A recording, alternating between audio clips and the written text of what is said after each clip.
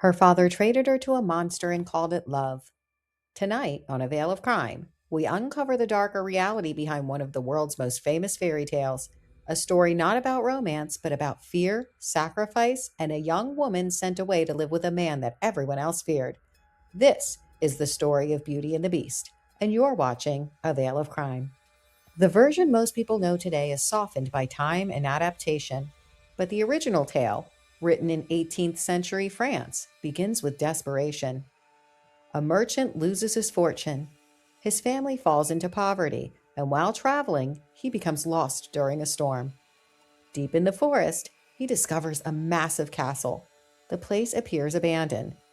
Food waits on the table. A fire burns in the hearth.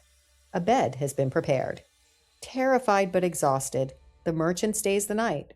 The next morning, before leaving, he notices a rose growing in the garden.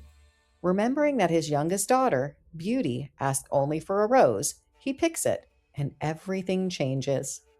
The moment the rose is taken, the owner of the castle appears, a monstrous figure. The beast accuses the merchant of theft and declares that the punishment is death. The merchant begs for mercy. Finally, the beast offers a bargain. The merchant may live if one of his daughters willingly takes his place in the castle.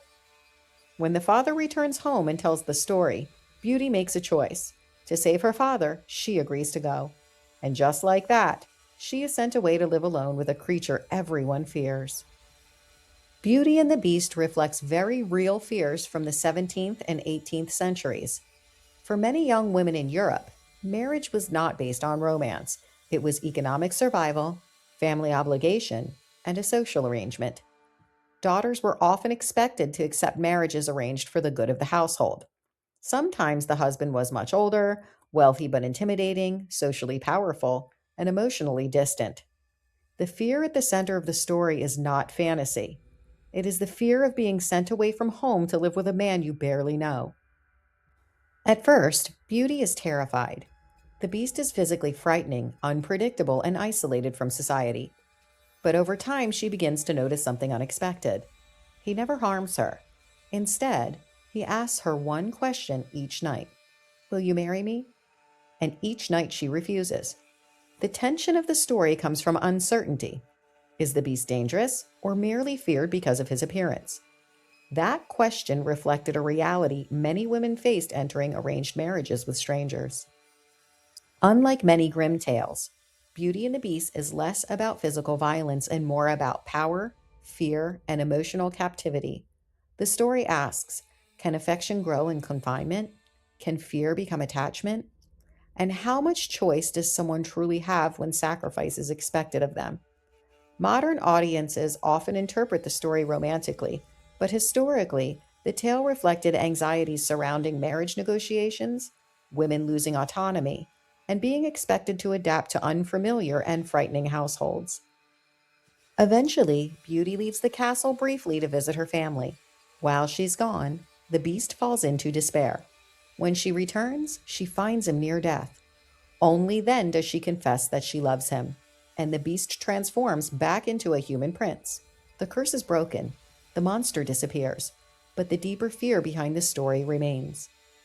Beauty and the Beast survived because it addressed something society rarely spoke about openly: the fear surrounding marriage itself, especially for young women with little control over their future. Like many fairy tales, it softened painful realities into symbolic stories people could pass down safely, not because they were fantasy, but because they were recognizable. Like the Pied Piper, the Robber Bridegroom, the Juniper Tree, Hansel and Gretel, Little Red Riding Hood, Snow White, Cinderella, Bluebeard, the Goose Girl, Rapunzel, and Sleeping Beauty. The story survived because the fear behind it was real, not magical, recognizable. Fairy tales often preserved social anxieties history never formally recorded: coercion, isolation, power imbalance, and survival through obedience. And Beauty and the Beast preserved one of the oldest fears of all: being forced to trust someone you fear. If you want more historically grounded crimes and dark history hidden inside fairy tales, folklore, and legend, subscribe to A Veil of Crime. This is a part of the fairy tale crime series where stories were never meant to comfort, they were meant to warn. If you'd like to support the channel and help me keep these stories researched and told, you can support A Veil of Crime through Buy Me a Coffee. The link is on the channel. Every bit helps to keep these forgotten stories alive.